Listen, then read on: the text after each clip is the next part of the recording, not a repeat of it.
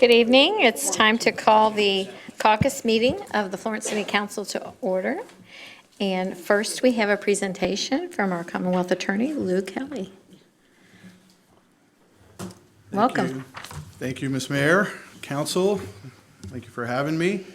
Come here today, I told the mayor when I saw her, I believe, at the Senior Citizens Picnic that I keep my stats, and I'd be happy to just kind of give you a little snapshot and summary of where we are in our criminal cases this year. So she invited me. Before I do, I just want to say, first of all, how much I appreciate this council's commitment to public safety via its funding and equipping of the Florence Police Department. It's nice to see Captain Raycamp here. We can only do as prosecutors we're only as good as the cases that we're given.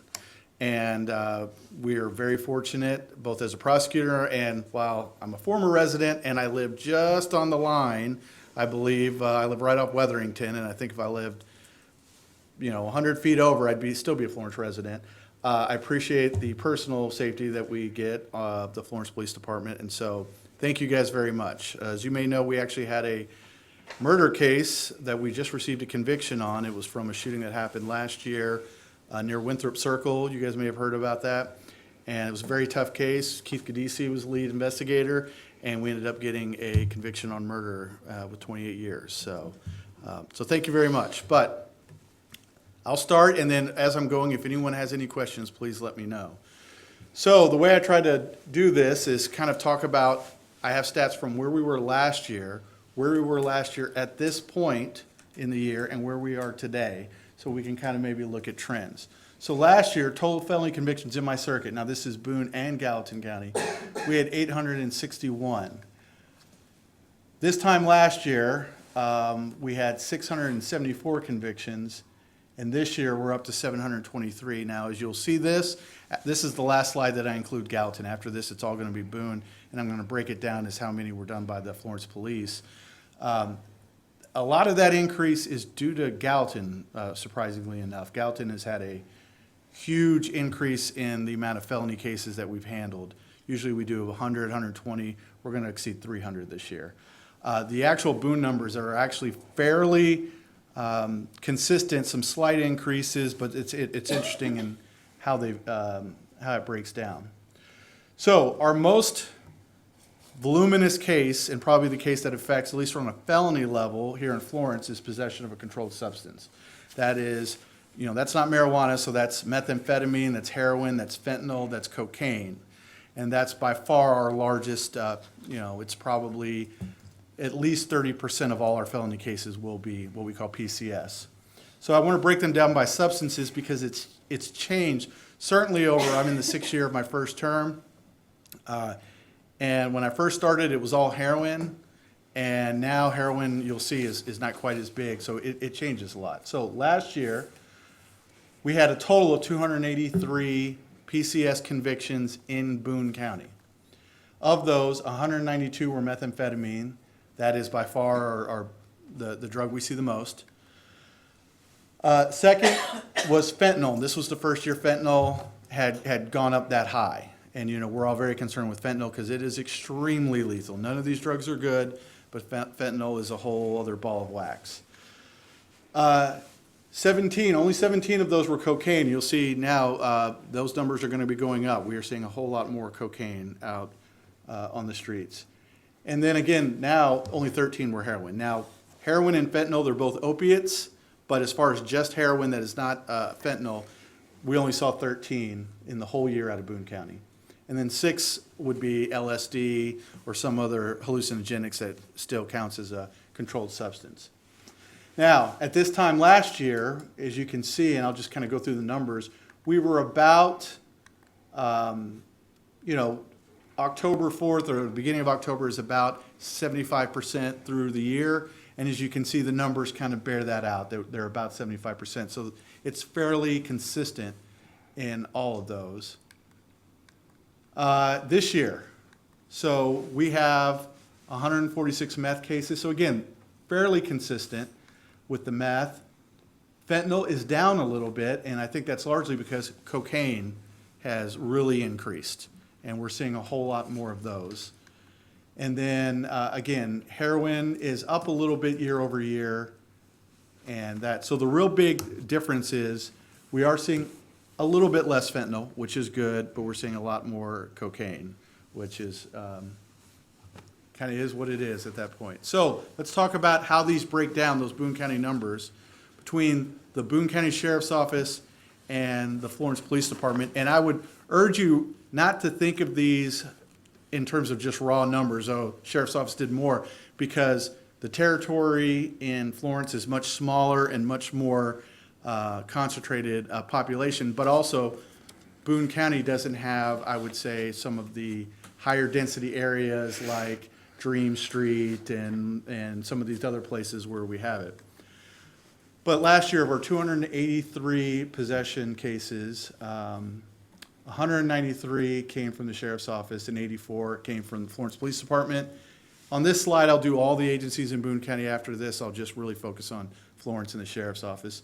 We had 4 from CVG and 2 from the Northern Kentucky Drug Strike Force. So as you can see, the bulk of this is all coming from the Sheriff's Office and the Florence Police Department. At this time last year, we had 222 PCS cases in Boone, 152 from the Sheriff's Office, 65 from Florence. You'll see those. Interesting thing is, we are right exactly on track with last year, in that we have 222 down to the number. It's pretty crazy. We have slightly less from the Sheriff's Office than we have, and we have quite a bit more from Florence Police. So they're handling a bigger share this year. Again, only 3 from CVG and 2 from the Strike Force. And 2 from Kentucky State Police. So drug trafficking breakdown. So in last year, total, we had 94 drug trafficking cases. 37 were marijuana. 5 of those came from Florence. To be honest, the bulk of our marijuana trafficking cases come out of the airport. People bringing them in from states in which marijuana is legal. We had 49 meth, which almost half of those came through the Florence Police Department. 6 for cocaine, 2 for fentanyl, and which one the police department had. So at this time last year, we had 76, and that's how the breakdown was. So the 2024 is interesting. I have less to report to you at this moment. I haven't really noticed a decrease in our trafficking cases, so I'm thinking what I'm listing here are our convictions. So this will not count cases that are still pending, because to be honest, it doesn't seem to me like we're getting less trafficking cases, so just we have more pending at this time in the year. But as far as this year, as of right now, we have 19 convictions for trafficking marijuana, 1 from the Florence Police Department, 21 for meth, and 4 for the Florence Police Department. And that's the real biggest drop is our meth overall. And then 4 for cocaine, 2 from the Florence Police Department. Was as you can see, we have almost as many now as we had all of last year for cocaine. So that was the biggest change. Again, I would say we may end up with a little less in trafficking total, but it really doesn't seem to me that I'm seeing a lot less. So I think that just maybe they're pending. I will say we work a lot with the drug unit here in Florence. Is it Sergeant Crowley? I always want to do the correct ranks. Sergeant Crowley and his team, they do a fantastic job. So, wanton endangerment and assault. For those who don't know, wanton endangerment is when you could put someone at the risk of bodily harm through wanton behavior, pointing a gun at someone, driving a car in a reckless manner that could harm someone, really serious activity. So I include wanton endangerment and assault together. So in all of last year, we had 34 assaults, and 17 of those were handled by the Florence Police Department.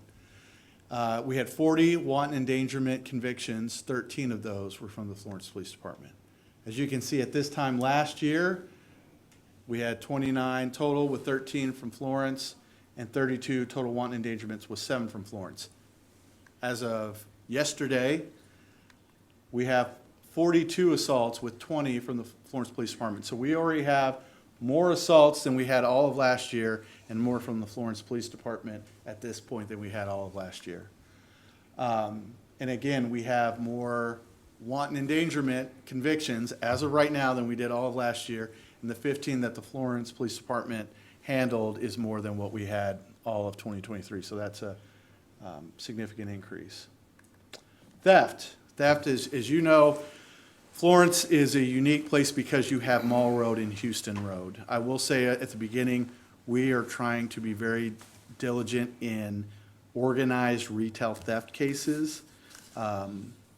The city of Florence, in particular, the merchants on Mall Road and Houston Road are particularly susceptible to those, and what we mean by organized retail theft, especially because we're on an interstate and we're in a tri-state area, people will go and hit multiple locations, and they will go state to state because they don't have a criminal history record in Kentucky. So they are hoping they'll get caught. They may get caught in 2 or 3 states, but they'll get probation and they'll go right back to it. So we've asked the law enforcement, the Florence Police Department, to let us know when these people they believe are part of an organized retail theft chain, and they've been pretty good at pointing it out to us. And quite frankly, we treat those cases a little more serious than we would just a person who goes in there and shoplifts at Walmart for the first time, because we have seen if they know that they are likely to serve time, if they engage in this organized retail theft, you're less likely to get people who will be willing to do it. So that's been a big point of emphasis for my office this year. So as you can see, last year we had a total of 180 theft cases. 87 of those were done by the Florence Police Department. And at this point last year, we only had 148, and 71 of those were from Florence. This year, at the same time, again, numbers are staying pretty consistent, 148 and 74 with the Florence Police Department. So a slight uptick, but basically we're holding pretty steady on our theft cases. And then homicide. Fortunately, we don't have big numbers here. I know our community is growing, but they're relatively low.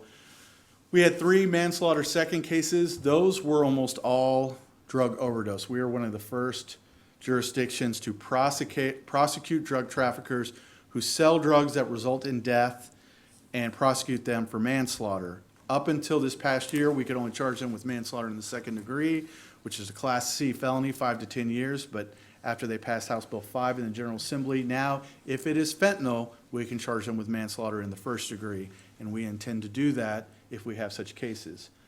Last year, we did have one reckless homicide case. You guys may have been familiar. A gentleman was struck on Industrial Road, and the person had been drinking. There were some other extenuating circumstances, but that was a reckless homicide case here in Florence. And those were the only homicides we had all of last year. This year, we've already had 2 manslaughter second degrees. Again, those are drug overdose cases where we prosecuted the drug trafficker. We've had 3 reckless homicides, and of course, we've had 1 murder, and that was the case that just happened last week. That was a Florence Police Department case. I know we have at least 1 homicide charge. The shooting that happened not too far from here on the corner of Ewing and 42. That's not scheduled till, I believe, March of next year, but we have that on the agenda. And as I'm sitting here thinking, I can't think of any other Florence homicides that we have pending, but I could be wrong, but that's the main one I'm thinking of. So that's kind of the snapshot of where we are this year and how everything is going. I can just tell you, your Florence Police Department, you guys should be very proud. We're proud to work with them. I see some of my colleagues across the state who don't have professional law enforcement, who don't have law enforcement agencies or well-funded, and they're really struggling. And so we're lucky. When I call them, I know that I'm going to get a response, and we know when we get the reports, it's going to be they're going to be well done and professional and complete. And so it's a very nice privilege as a prosecutor to have. So with that, I'd be happy to answer any questions that the council would have now or in the future. Lewis, what kind of caseload do you have? So we, between Boone and Gallatin, around between I would say anywhere between 900 and 1,100 cases a year. So, but what we have is we've instituted what's called a rocket docket program. So as you saw, we have, of those, let's say 1,000 cases, 300 of them are possession cases.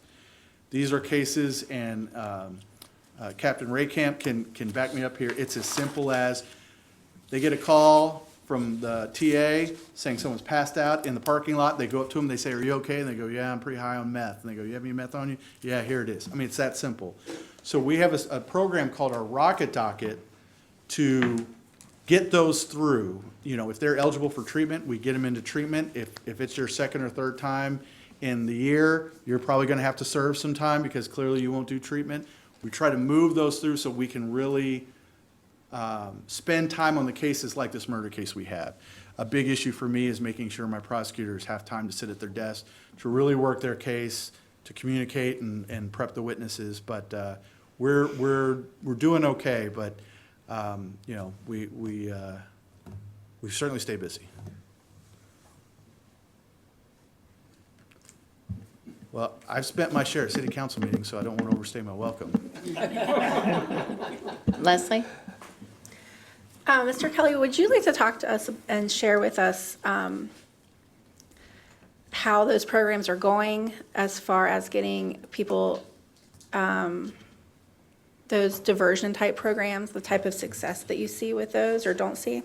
Well, so here's what I'll say. I think it is important, and we see this both with our judges, with our public defenders, and we try to be pragmatic when you're dealing with criminal justice. We try not to go in there and say, well, I'm the good guy, and all these guys sitting in the gallery or sitting in, you know, in chains, they're the bad guys.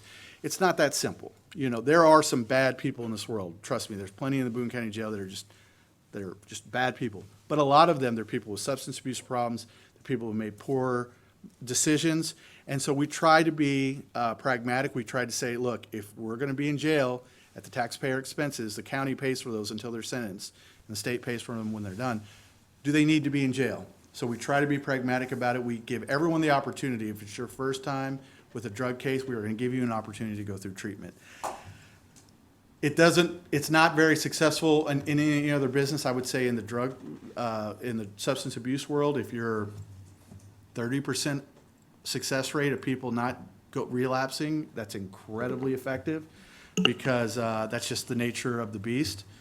But certainly we try, you know, we never oppose when someone is eligible, from diversion, from doing that, from getting their record expunged if they've shown that they've become a positive member of society. We want people to succeed. So I don't know that I can tell you what the success rate is, but I can tell you that everyone is interested in trying to get a good result and only lock up people that we think need to be incarcerated. And unfortunately, you know, we do get a lot of them, but I don't know if that answers your question, but that's what we're trying. Do you have any information about women as far or men compared to with your numbers up there? Certainly, I would say I don't have hard numbers. I guess that's a stat I could keep, but I don't break them down by male or female. I would say they're overwhelmingly male, although the drug possession cases are certainly closer to 50-50 than any of the other charges. You know, our violent offenses are probably 90% male. Our drug trafficking, I'd say, are probably 90% male. But the drug possession is kind of an equal opportunity case that crosses not only gender lines, but socioeconomic and race. And it's not unusual to have someone who has an address in a very nice, wealthy neighborhood, sitting in court right next to someone who maybe is in a less fortunate neighborhood. It really kind of goes everywhere.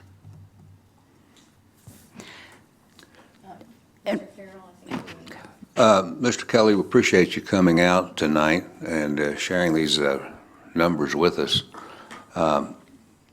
I've always seen, and I think most of the council members have also, that our number one responsibility as citizens representing our citizens as council members is public safety. And what you're sharing with us tells me, at least, that we are really proactive on dealing with situations. We don't have anything that we do not respond to. And if you're going to create havoc in Florence and Boone County, you're going to pay the price, of course.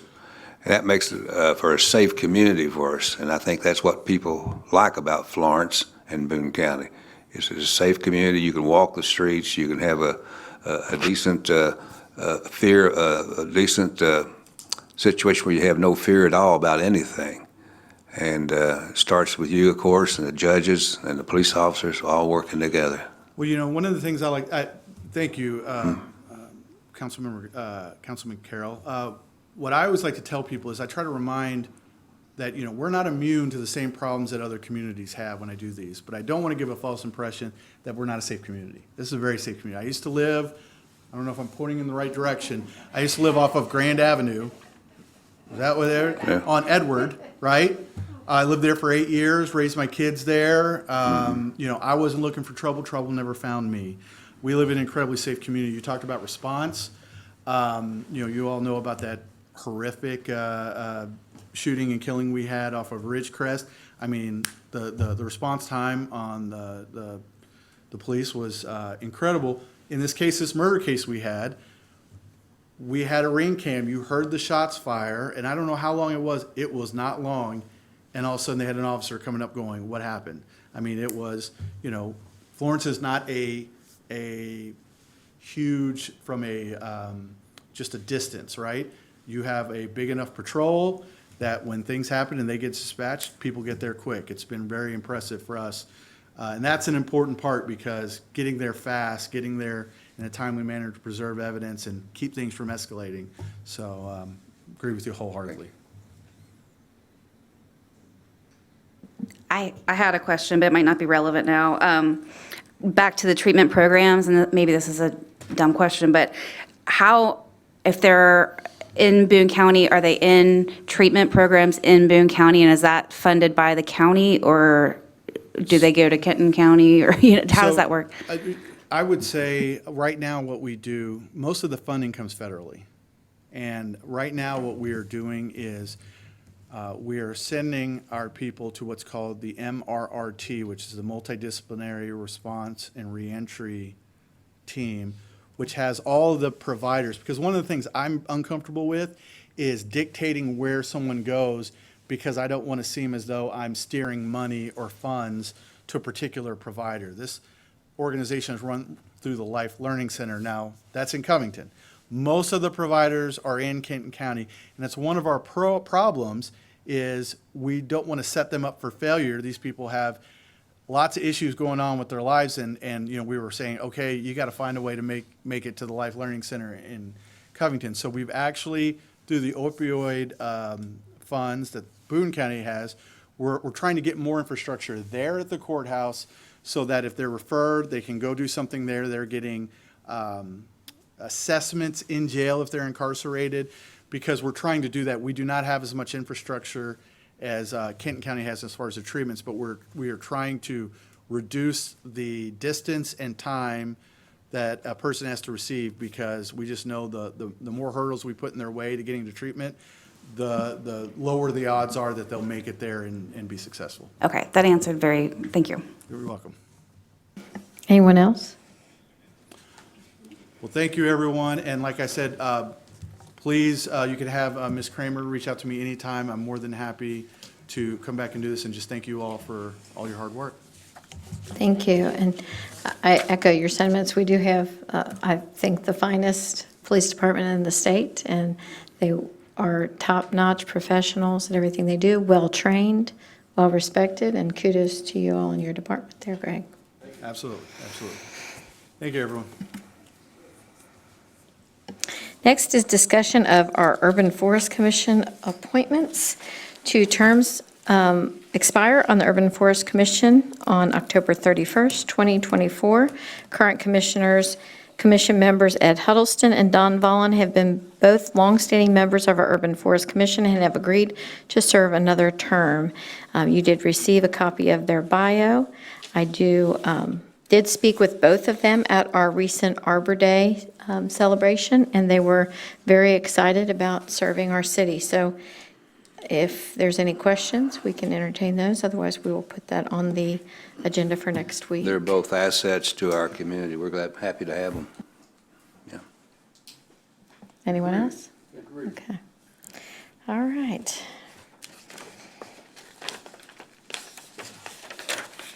Under the mayor's report, the fall cleanup is scheduled to begin October 14th through Sunday, October 20th. The drop-off is at the Public Services Maintenance Facility located at 7850 Tanner's Lane. The cleanup is available for Florence residents only, and you must show proof of ID, proof of residency. Contact the City of Florence Public Services Department at 859-647-5416 for more information. The City of Florence Veterans Commission is hosting a 2-day Veterans Resource Fair on October 18th and 19th at the Florence Government Center. On Saturday, October 19th, the various veteran support agencies will have booths and a vendor fair, which is open to all veterans, active duty military, and their family members. And we are excited to announce a Halloween art contest, October 21st through the 25th. It's open to all young artists from kindergarten through 8th grade. Contest rules and instructions are available on the city website. Please submit all projects to the administration department by October 25th. For more information, contact the admin department at 859-647-8177. The Florence Police Department is participating in National Prescription Drug Take-Back Day on Saturday, October 26th from 10 to 2. There will be 2 drop-off locations, the north parking lot of the Florence Government Center and Florence Kroger Marketplace. Call the Florence Police Department at 859-647-5420 for additional information. We will host our annual Halloween Night Out. It's our biggest event of the year on Tuesday, October 29th at Thomas More Stadium, home of the Florence Yaws, from 6 to 8. The event will have vendors and treats for kids. The Nightmare at the Ballpark will be a spectacular, family-friendly event. If you would like to become a vendor, the vendor form is on our website. Contact the admin department if you'd like to obtain more information. Again, that number is 859-647-8177. Is there anyone on council desire recognition? I do. Leslie? I just want to bring something up that happened with me. So, of course, I'm a resident of Florence, and I live very close to the UDF that's over on Turfway. So there you will see a lot of unhoused individuals. And as a resident raising kids, sometimes myself, and I'm not proud of this, but I get frustrated living in a community with so many unhoused people because you worry about your children's safety. My daughter has gone to the nature park, and a homeless person has been sitting there smoking meth and pulled a dead squirrel out of his backpack and offered to cook it with her. My kids have played Frisbee golf in the field behind the house, and then homeless people join in and then act irrational with them. But this particular day, I was at UDF, and there was a homeless gentleman outside and then another homeless gentleman outside, and they were talking, and I was like, my kids have to go into here and then order their ice cream, and someone's probably going to ask us for money, and I was just not being very empathetic that day. And as I sat there, I watched this employee from UDF come out. Her name was Katie Jarvis. And she came out and had this conversation with this gentleman who, the one gentleman was trying to tell the other gentleman like how to get services, how to get a meal, how to get drinks. And he said, well, you know, she lets us go in and fill up our cup with water whenever we want something to drink. And then she said, yes, you know, I care about you all. I don't want you all to go without something to drink, especially on a hot day. I don't want anything to happen to you. So that was her little way of, you know, just as an employee of UDF, making sure that she could do what she could to be compassionate towards our unhoused members of our community. And I I asked her, I said, is there anything else you might want the city, people living in the city to know? And this is what she told me. She said, I want people to know, while there are ones that are looking for trouble, there's others who are really just trying to find their next meal or somewhere to stay warm for the night. And I'd also like people in our community to know that they have to keep a clear, open mind when speaking with unhoused people in our communities, because you never know how and what happened to them to become unhoused. People are so cruel towards them, and I think they should be a little nicer. As unhoused or not, we are all human living in the same world. So while I started my interaction at UDF with a terrible attitude, she really humbled me and made me think more compassionately. And I just hope that we can all take a little bit of what she said and what she did and learn from it. That's all. Thank you, Leslie. Anyone else on council? Any department heads? Anyone in the audience? All right, seeing none, I'll entertain a motion to adjourn. Motion and second, all in favor? Aye. Any opposed? Motion carries.